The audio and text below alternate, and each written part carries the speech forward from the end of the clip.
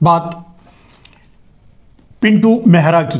पिंटू मेहरा माने माफिया, और नरेंद्र मोदी के चुल्लू भर पानी की, क्योंकि आपको पता होगा कि नेपाल में लोगों को बिना हथकड़ियों और बेड़ियों के चार्टर्ड प्लेन से अमेरिका खुद अपने हवाई जहाज से भेज रहा है। और हमारे साथ उन्होंने क्या किया। दूसरी बात औरंगजेब की, जिससे सवाल पूछे जा रहे हैं। एक और बात, इनकम टैक्स के जरिए भारत में आपकी निजी जिंदगी और आपके व्यापारिक जिंदगी में घुसने की कोशिश, आपको पूरी तरह से गुलाम बनाने की कोशिश। और आपको पता होगा कि सुप्रीम कोर्ट ने भी अडानी के सामने सरेंडर कर दिया धारावी मामले में। इससे आप क्या अंदाजा लगाते हैं कि आगे आने वाला देश का भविष्य क्या है।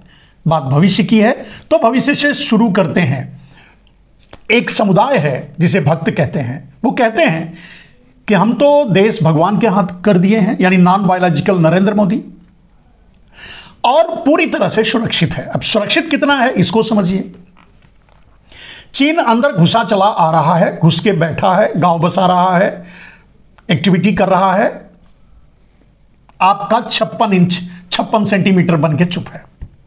क्या ही चुका है कि बड़ी इकोनॉमी है, हम क्या उखाड़ सकते हैं, मतलब तो वही होता है। दूसरी बात नेपाल की। नेपाल जैसे छोटा सा देश जो हमारा पड़ोसी है, गाहे बगाहे हम उसे पूरी छूट दे रखे हैं अपने देश में आने की, और हमारी दोस्ती है, मित्रता है, सब कुछ है। लेकिन ट्रंप ने भारत के अवैध प्रवासियों को हथकड़ी बेड़ी में कस करके भेजा। यह नरेंद्र मोदी की दोस्ती और नरेंद्र मोदी पर कस कर तमाचा था। अगर जूता मारना कहेंगे तो भी कम नहीं होगा, क्योंकि पैरों में बेड़ियों में आए थे भारतीय।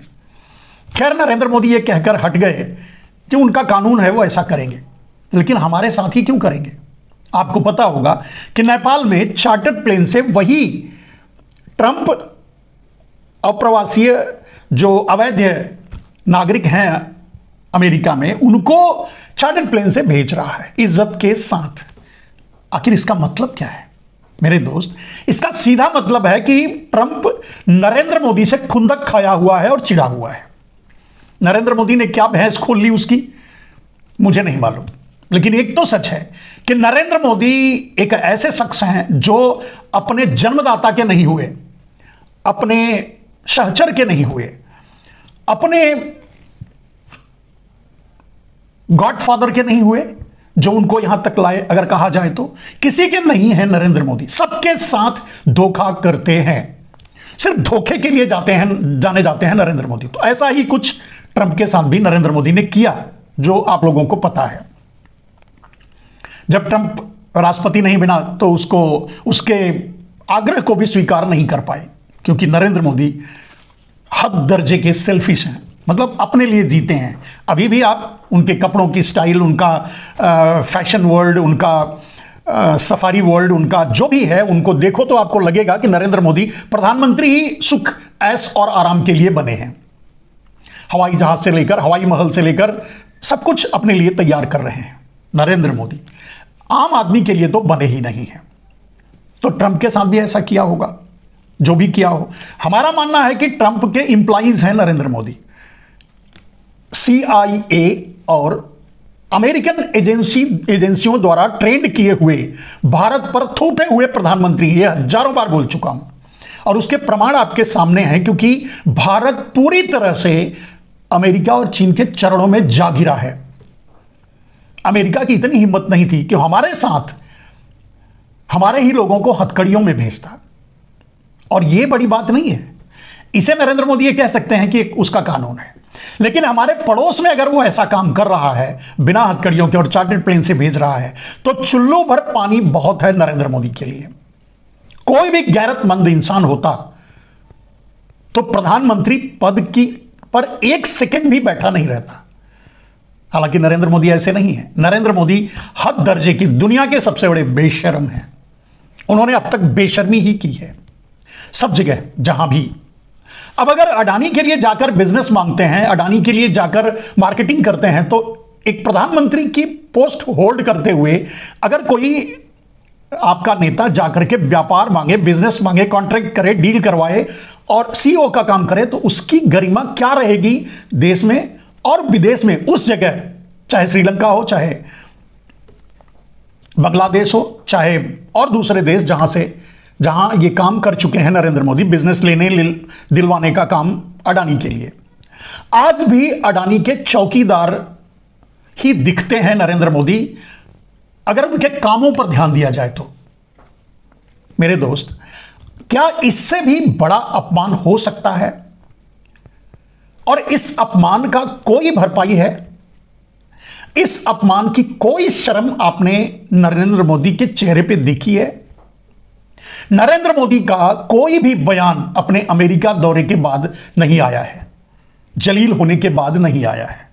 हालांकि जलील होने के बाद कोई बात नहीं करता, अपने जलालत की, अपने बेइज्जत होने की बात नहीं करता। नरेंद्र मोदी नहीं कर रहे हैं, कोई गलत बात नहीं है, लेकिन कुछ तो नहीं बोल रहे हैं देश के मान सम्मान के लिए। अब इससे आपको क्या लगता है कि नरेंद्र मोदी के कारण, व्यक्तिगत रूप से नरेंद्र मोदी के कारण अगर ट्रंप इतना खिसियाया हुआ है कि वो बर्बाद करने पर तुला हुआ है भारत को, तो क्या आप समझते हैं बर्बाद नहीं कर सकेगा? व्यापारिक रूप से पहले तबाह करेगा, फिर सामरिक रूप से युद्ध करेगा, पाकिस्तान के कंधे पर बंदूक रखकर। भारत का क्या होगा इसका अंदाजा आप खुद ही लगा लीजिए, आपको समझ में आएगा। ना समझ में आए उसके लिए भक्तों को नहीं समझ में आएगा। गोदी मीडिया कुछ नहीं दिखाएगी, गोदी मीडिया इस पर डिबेट नहीं करेगी, लेकिन ये मुद्दे बहुत बड़े और खतरनाक हैं। अब आते हैं मेरे दोस्त, इनकम टैक्स के जरिए आपके घरों में डाकुओं के घुसने का। आप सोच सकते हैं, चलिए इनकम टैक्स अगर कोई पे नहीं किया, उसका गला पकड़कर आप किसी भी तरह से उससे वसूली कीजिए, वो मतलब नहीं है। अडानी अंबानी से तो आप वसूली नहीं कर रहे हैं, उनको देते चले जा रहे हैं। जो हम टैक्स देते हैं उसको भी अडानी के हवाले आप करते चले जा रहे हैं, और आम आदमी पर इतनी निगाह, इतनी कड़ाई, नंगे पर भी नंगा कर देना चाहते हैं। कहीं कोई शर्म बाकी है नरेंद्र मोदी जी आपको? 80 करोड़ लोग जो 5 किलो अनाज की भीख का कटोरा लेकर आपके सामने खड़े हैं, उन पर इनकम टैक्स की रेड, और उनके इंस्ट्रूमेंट में, उनके लैपटॉप में, उनके मोबाइल में उनका लॉक तोड़ करके घुसने का मतलब क्या है? इनकम टैक्स, या उनके निजी जिंदगी में दखल देने का, या सीधे ये कह सकते हैं कि हर आम आदमी को गुलाम बनाने का। पहले कुछ लोग कह रहे थे कि चिप टेक्नोलॉजी आप लेके आओगे, हर आदमी के अंदर चिप डालोगे, माने उसके सारी एक्टिविटी पर नजर रखोगे, आप उसे गुलाम बना लोगे।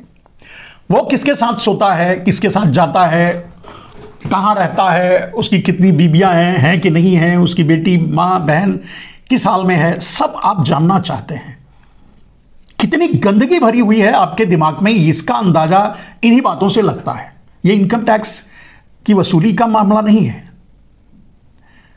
बहुत से तरीके हैं इनकम टैक्स की वसूली का। वैसे भी आप नंगा कर चुके हैं जब 80 करोड़ लोगों को, तो बाकी 40 करोड़ बचते हैं, उनमें देख लो कौन है इनकम टैक्स पे, कौन छुपा रहा है। और सबसे बड़ी बात, अगर काले धन को राष्ट्रीय संपत्ति घोषित करने का एक कानून बन जाए संसद में, तो आपका बाप अडानी और अंबानी वो भी बच नहीं पाएगा, उसको भी देना पड़े। आम आदमी से के साथ आप इतनी कड़ाई करना चाहते हैं, आम आदमी की के जीवन में घुसना चाहते हैं, जेब तो छोड़ दीजिए, घर तो छोड़ दीजिए, लेकिन आपके गॉडफादर अडानी अंबानी, आपके रहनुमा जिसके आप चौकीदारी करते हैं, उनसे क्या वसूलते हैं? उनको तो देते ही चले जा रहे हैं। खैर, और अगर काले धन को राष्ट्रीय संपत्ति घोषित कर दिया जाए, तो वो देश में हो या विदेश में, कहीं भी होगा, वो देश की संपत्ति होगी। और जिसके पास भी होगा, कहीं ना कहीं कोई आदमी रखेगा, किसी बैंक में, किसी के पास छुपा के, कहीं भी, जिसके पास भी होगा उसकी मजबूरी होगी वो भारत सरकार को दे, या देश के किसी कोने में भी रहेगा, कोई नहीं दिया है, उसका पेपर नहीं दिखाया, वो संपत्ति सरकार की होगी, आपकी नहीं। आप लूट रहे हो और लूट करके अडानी को दे रहे हो। इनकम टैक्स की रेडें पड़ रही हैं, पकड़े जा रहे पैसे, ये सब कहां जा रहे हैं? अडानी के पास ना। लोग जो टैक्स जमा कर रहे हैं देश के हित में जान करके, वो आप किसको दे रहे हो? अडानी को ना, अपने गॉडफादर को ना। ऐसे हालात में अगर आप आम आदमी की जिंदगी में घुसना चाहते हो और उसे गुलाम बनाना चाहते हो, मैं नहीं समझता कि इससे बड़ा खतरनाक कोई भी कानून और कोई भी कदम अब तक किसी ने इतिहास में, हजारों साल के इतिहास में किसी ने ऐसा किया होगा। मैं आतताइयों की बात कर रहा हूं, मैं लुटेरों की बात कर रहा हूं, मैं अंग्रेजों की बात कर रहा हूं। किसी ने ऐसा नहीं किया है। उसके घर में जाकर बैठ जाए, उसके घर के सारे राज जाने, उसका पासवर्ड खोल दे, उसका लैपटॉप खोल दे, वो निजी जिंदगी में क्या देखता है, क्या करता है, उसको रीड आउट करे और उसके जरिए उसे ब्लैकमेल करे। ये ब्लैकमेल ही हुआ। हर आदमी की अपनी निजी जिंदगी होती है, किसी की जिंदगी में कुछ होगा। मान लीजिए आपके चिन्मयानंद हैं, कुलदीप सिंह सेंगर हैं, आशाराम हैं, जग्गी वासुदेव हैं, पता नहीं कितनी नग्नता इनमें भरी पड़ी है, कितने कितने हफ्सी हैं ये। अब इनकी जिंदगी में घुसकर आप वो देख करके क्या करोगे? उनको तो संरक्षण दे रखा है, उनका तो पालन पोषण आप कर रहे हैं। आम आदमी की जिंदगी में क्यों घुसना चाहते हैं? यह गलत है। नरेंद्र मोदी जी, बेशर्मी की यह दूसरी इंतहा है। अंतर्राष्ट्रीय मामलों में जिस कायरता का परिचय आपने दिया है, उसका जवाब आप सदियों तक नहीं दे पाएंगे और आपकी तरफ से कोई नहीं दे पाएगा। भारतीय जनता पार्टी आरएसएस हमेशा शर्मिंदा रहेगी, घुटनों पर रहेगी, नाक रगड़ेगी जब इन सवालों को उसके सामने रखा जाएगा। जिस दिन आपकी नग्नता और आपके अत्याचार को लोग समझ जाएंगे, अब समझ चुके हैं। इसीलिए तो आप गैंग खड़ा कर रहे हैं फेक वोटर का। आपको वोट कोई देश का नागरिक नहीं दे रहा है, आपको वोट तो मशीन दे रही है। फेक वोटर्स हैं जो दे रहे हैं, नकली तरीके से आप, मतलब चुनाव आयोग दे रहा है।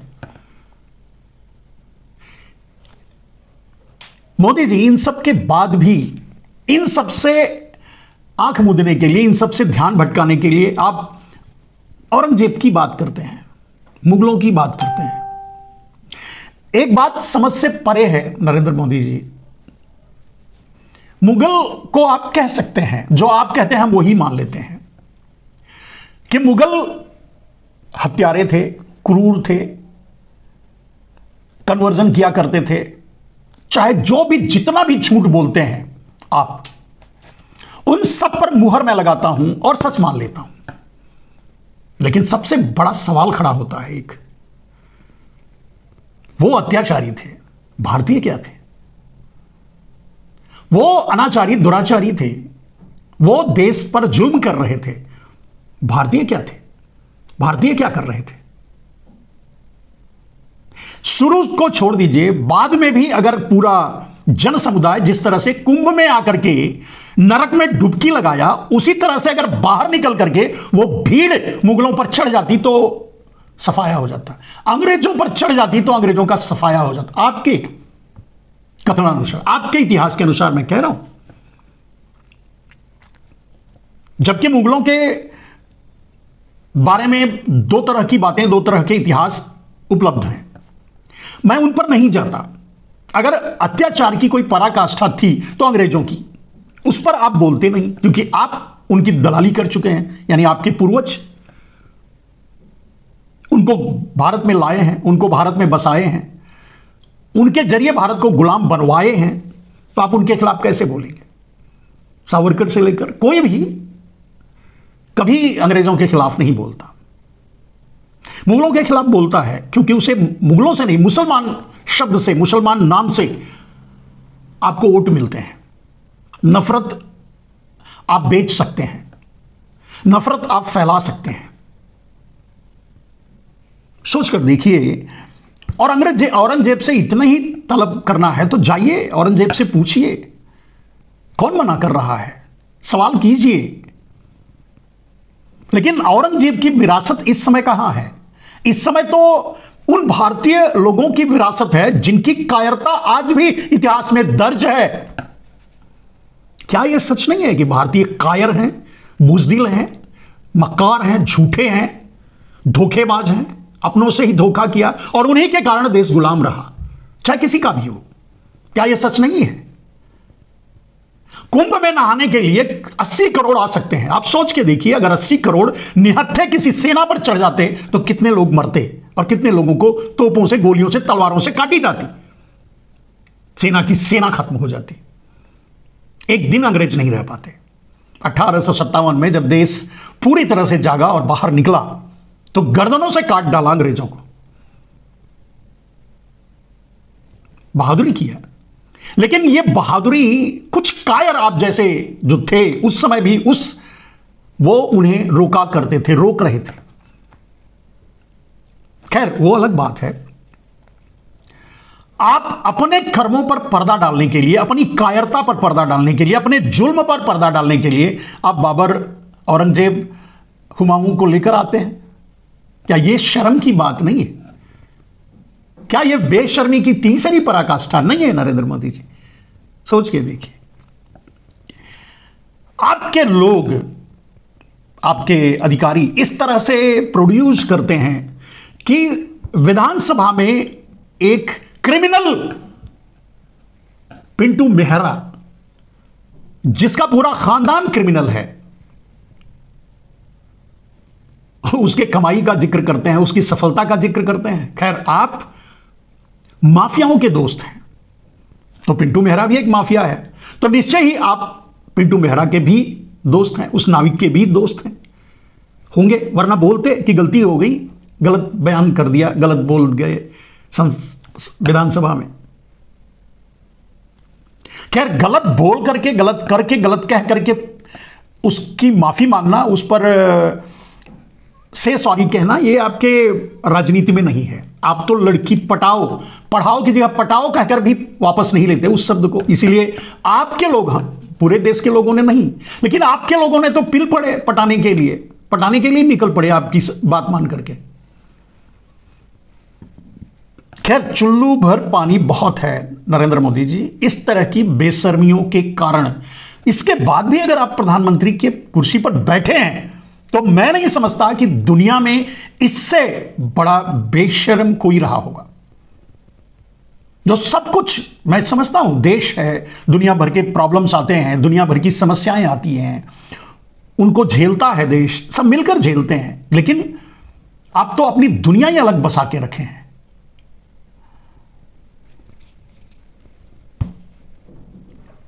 आपके राज्य में बेशर्मी की एक चौथी कथा, सुप्रीम कोर्ट भी धारावी के मामले में सरेंडर कर देता है कि मैं कुछ नहीं कर सकता।